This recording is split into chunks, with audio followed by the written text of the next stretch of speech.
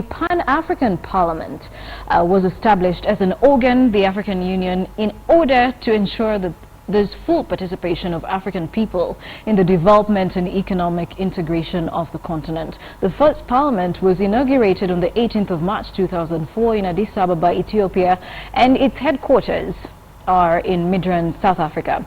The ultimate aim of the Pan-African Parliament is to evolve into an institution with full legislative powers whose members are elected by universal adult suffrage.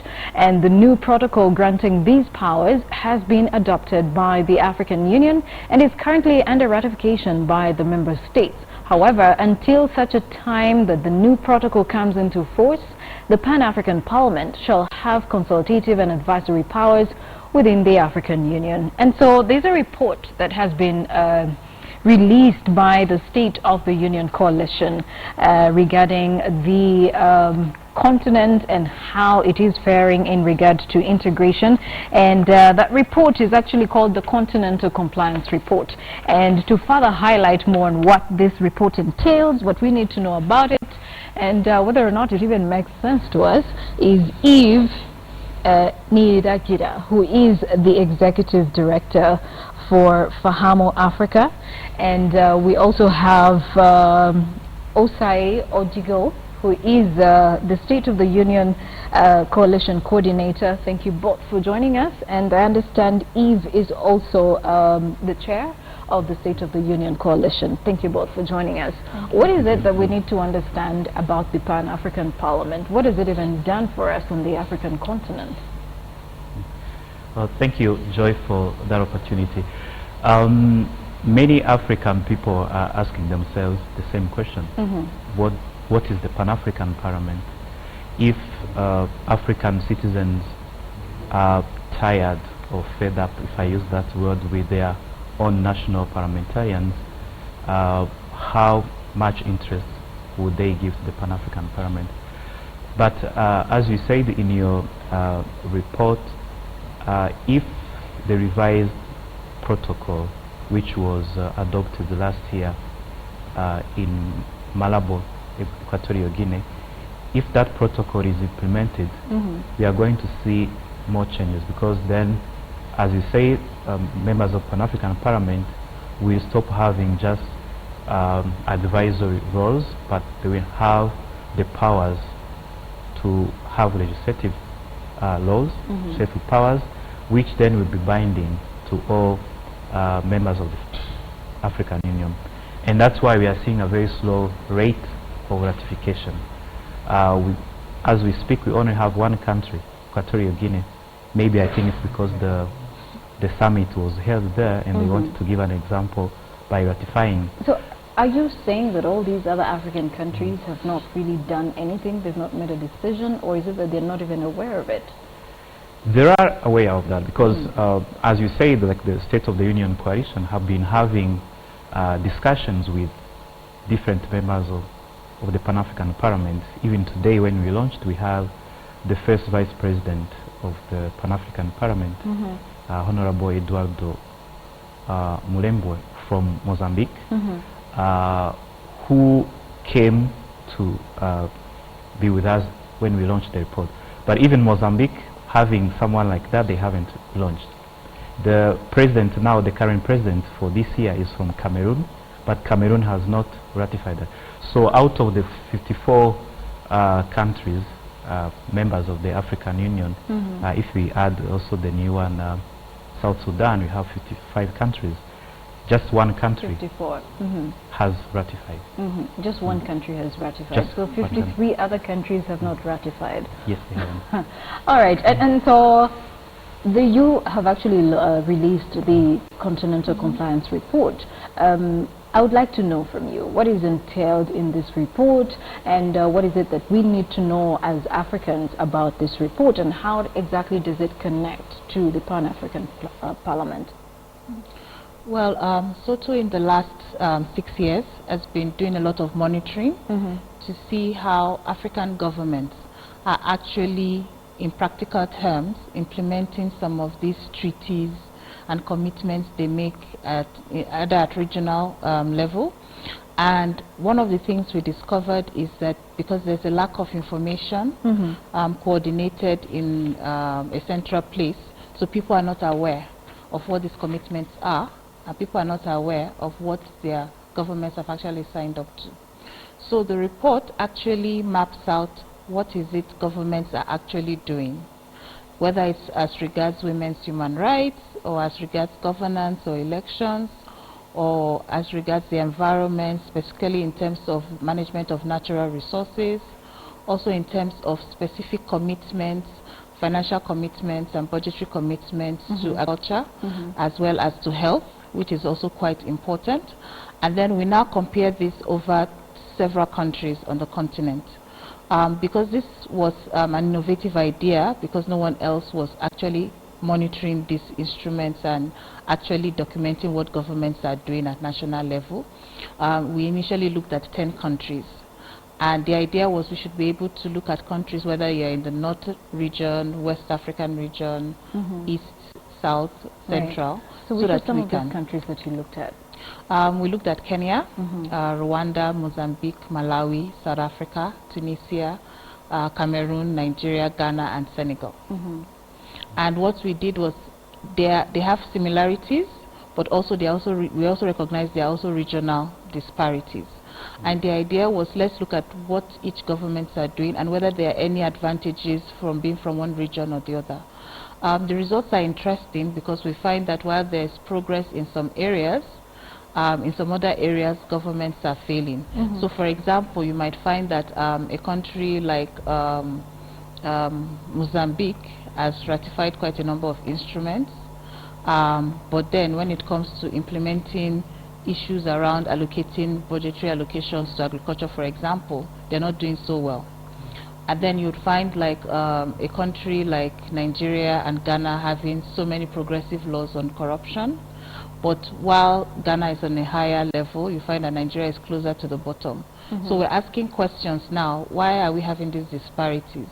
Why are we having situations where governments are ratifying instruments, some as much as 18, and yet we're not seeing concrete action? And so it's also a call to action, because we believe if this information is available and people have it, they can ask better questions from their governments. And this can actually spur them to act better in terms of the commitments they've made. All right. And do you believe that we on the African continent are not really sometimes interested in what's going on, and when decisions are made, we only realize it after the decision that was made was probably not the best for us, or it didn't have our interests at heart? Do you think that maybe that is one of the challenges we're dealing with on the continent? Yeah, I would say that's one of the challenges.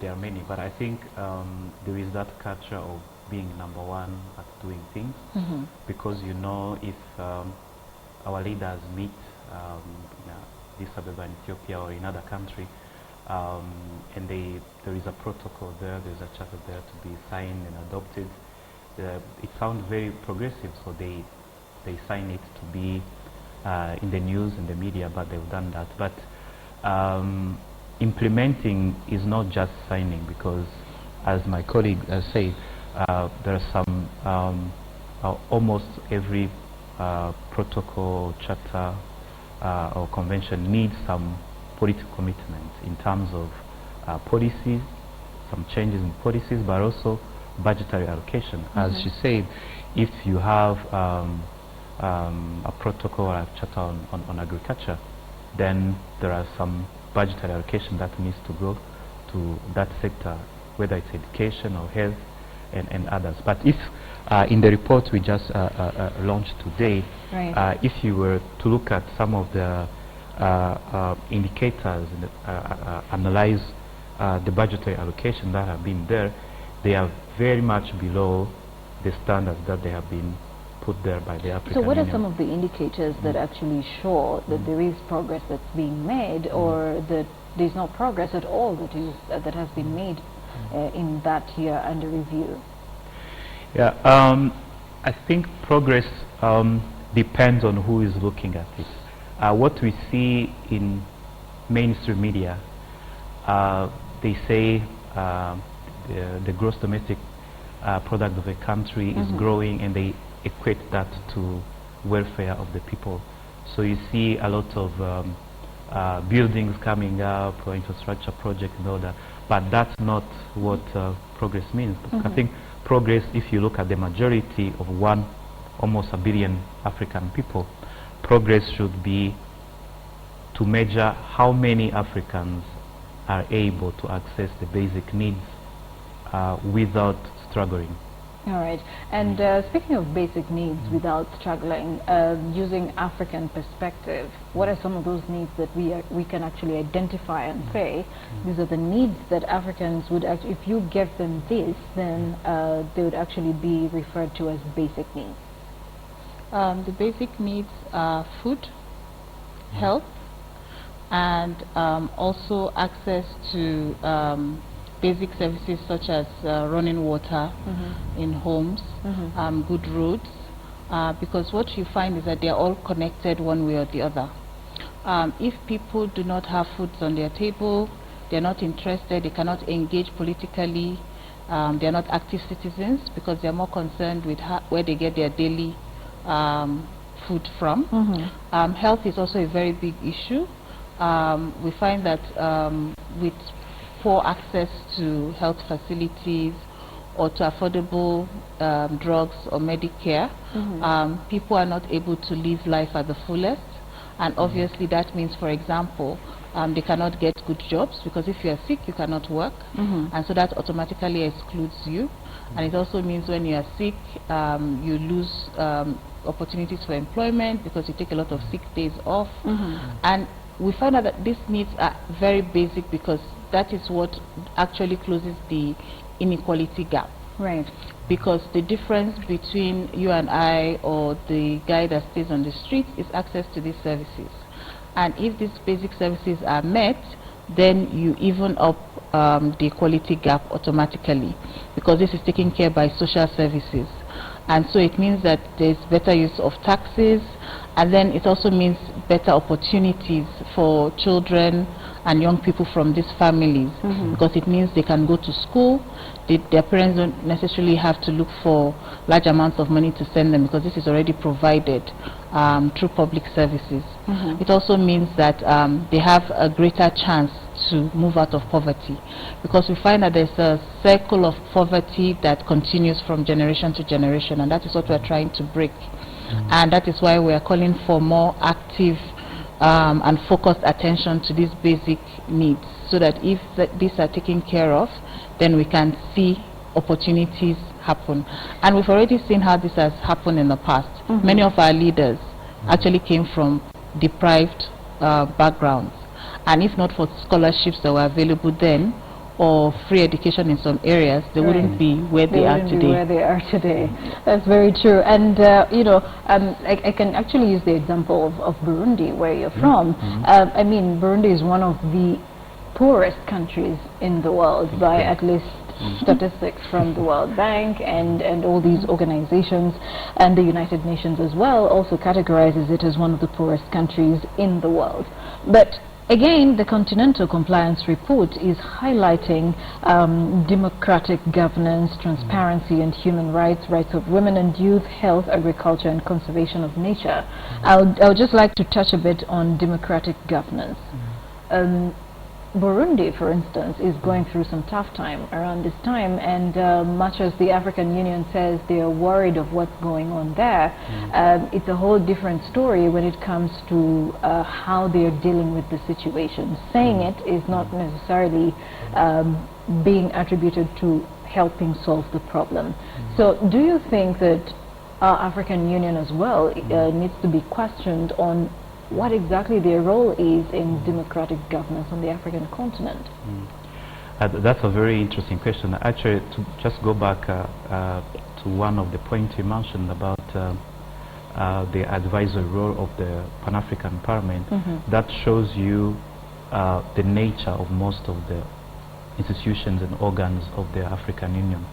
Apart from the Peace and Security Council, which sometimes takes decisions by, for instance, suspending a country when there is a coup d'etat or any other unconstitutional ways of arriving to power, but all the other institutions, including the African Union Commission, they are very silent. So I think in the Burundi case, they have very failed the region, but also Burundians, because there are many indications that there are going to be a crisis, but they did not take all the necessary measures. So at least by coming out early enough to denounce what was happening. But also it goes back to, since you mentioned the issues of democratic governance in the election, it goes back to the whole question of governance in elections. In your report you did mention elections in Tanzania, in Cote d'Ivoire, but also in the Republic of Congo. Looking at the numbers, one would say, okay, people like President Ouattara in Cote d'Ivoire, people like President Guesso to continue and all that, but is that really the reality?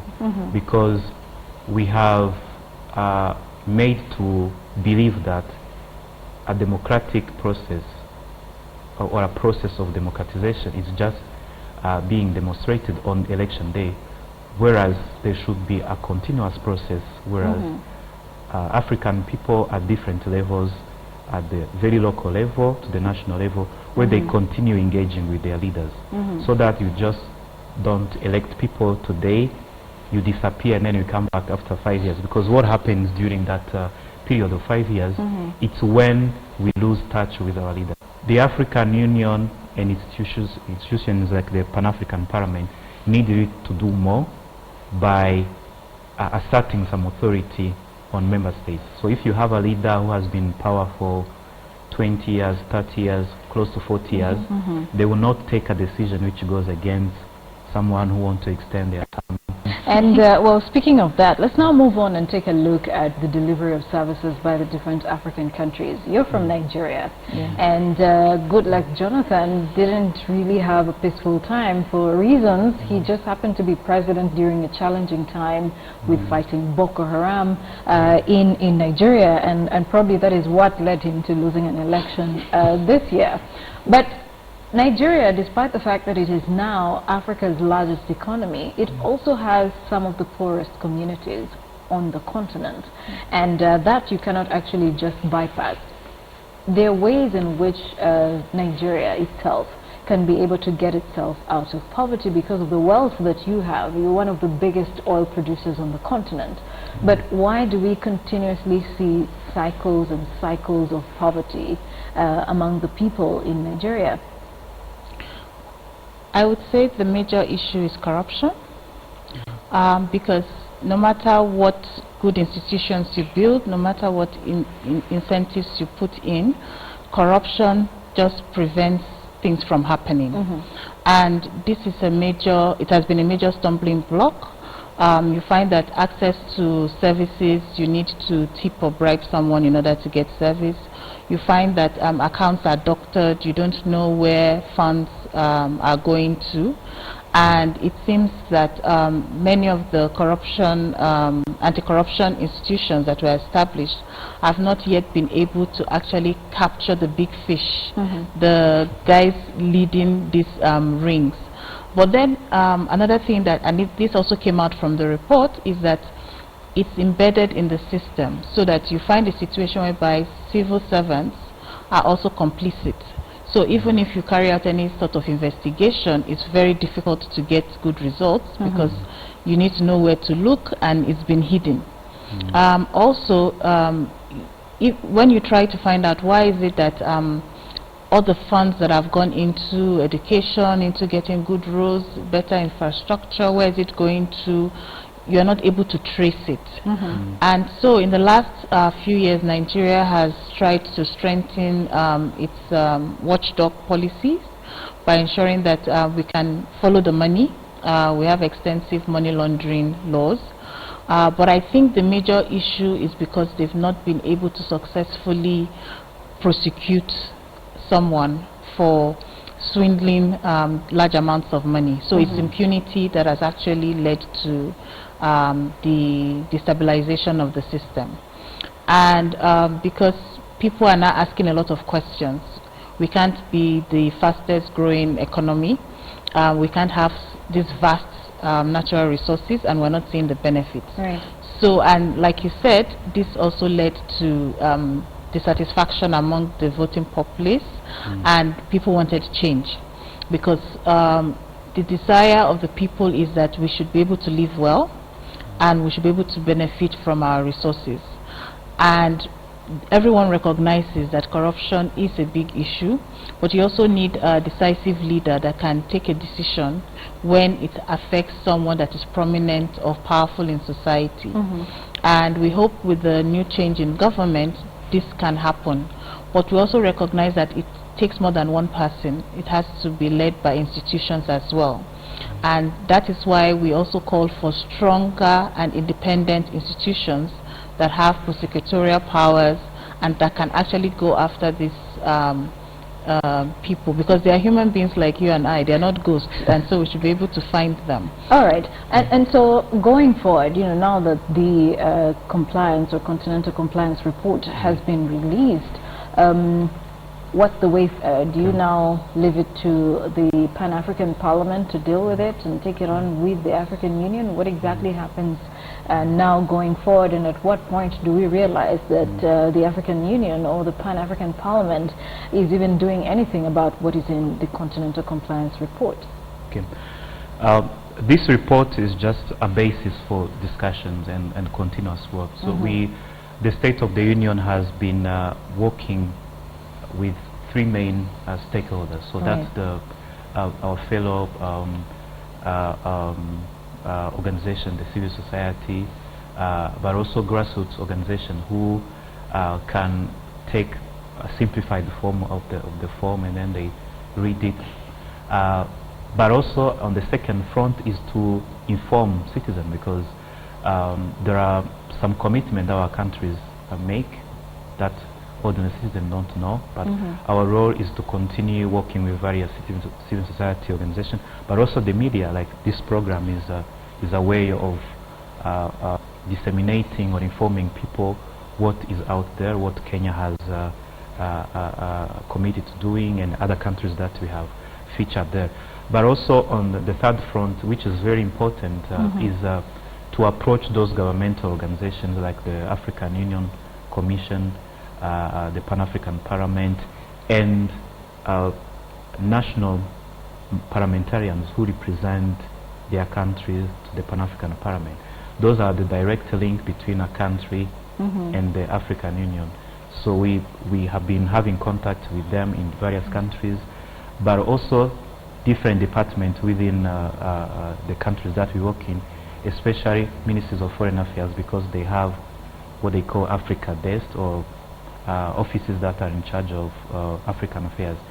So this is basically a discussion that we have started, and we will continue until our main goal is achieved, is to have national bodies or national mechanisms that can track how well a country implements their commitments. So for the case of Kenya, for instance, our objective was to see that the government of Kenya put in place a body which will be every now and often, maybe every 2 years, tracking how far is Kenya complying with and the progress that has been made, ratifying, but also most importantly implementing. And that can only be done when there is a body which links all the department or the ministries, so that the progress can be followed up and measured. All right. Well, thank you so much. I do appreciate the time taken to come and enlighten us on the Continental Compliance Report, and hoping that the Pan-African Parliament as well can do something about